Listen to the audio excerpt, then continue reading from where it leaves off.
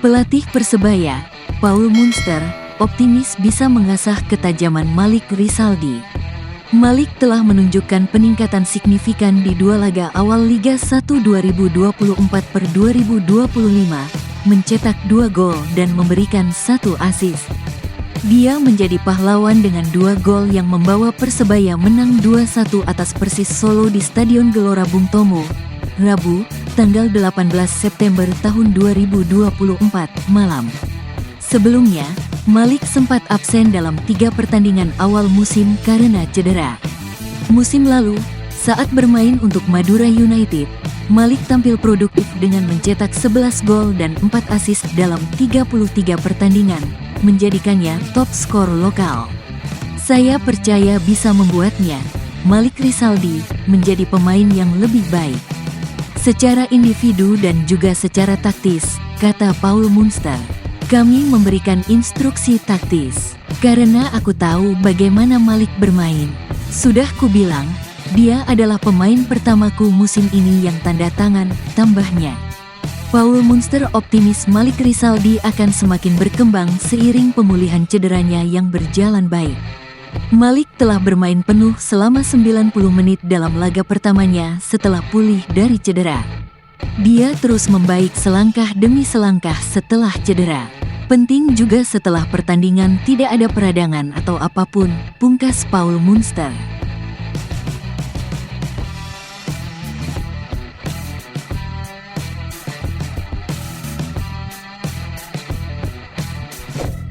Pelatih Persebaya, Paul Munster, tetap percaya pada kemampuan striker asingnya, Flavio Silva.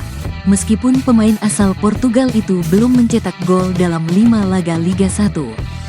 Flavio didatangkan sebagai runner-up top skor Liga 1 musim lalu bersama Persik Kediri, dengan catatan 23 gol dan 4 assist dari 29 pertandingan. Namun, performanya yang belum maksimal membuat para pendukung Persebaya, termasuk bonek dan bonita, merasa gemes karena Flavio belum juga mencetak gol. Anda lihat, dia, Flavio, mendapat kesempatan mencetak gol. Tapi memang perlu mencetak gol. Semua orang tahu ini, kata Paul Munster. Dia hanya membutuhkan gol pertama, karena saya tahu begitu dia mendapatkan gol pertama, dia akan terus mencetak gol, tambahnya. Sebagai mantan striker, Paul Munster menekankan bahwa yang terpenting bagi seorang striker adalah mendapatkan peluang. Ia yakin Flavio Silva hanya butuh waktu untuk kembali produktif seperti musim lalu. Saya berharap para penggemar, tolong berikan dukungan kepada Flavio, jangan terlalu mudah untuk mengkritik. Kita harus mendukung semua pemain untuk berkembang, bukan hanya Flavio, kata Paul Munster. Kami sekarang fokus untuk pertandingan berikutnya. Saya harap pertandingan berikutnya Flavio bisa mencetak gol. Saya harap semua orang berpikiran sama. Kita harus memberikan dukungan. Itu penting, pungkas pelatih asal Irlandia Utara itu.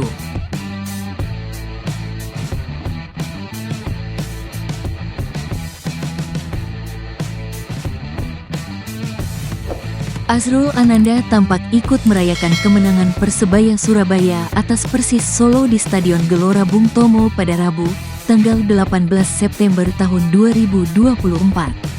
Bos Persebaya itu terlihat senang melihat timnya melanjutkan tren positif dengan 4 kemenangan dan 1 hasil imbang dalam 5 laga awal Liga 1 2024/2025. Meski demikian, perhatian tetap tertuju pada striker asing, Flavio Silva, yang belum mencetak gol meskipun selalu tampil sejak menit pertama di 5 pertandingan. Azrul Ananda pun membela Flavio, menyebut bahwa striker bernomor punggung 17 itu memiliki peran penting di lapangan. Dia, Flavio Silva, bikin capek pemain Persis Solo tadi. Banyak yang mengajak dia lari, banyak yang gak sadar itu, ungkap Azrul Ananda.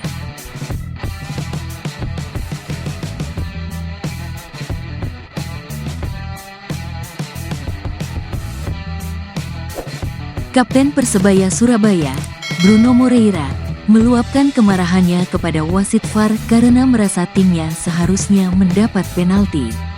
Meskipun Persebaya meraih kemenangan melawan Persis Solo, Bruno tak bisa menyembunyikan kekecewaannya.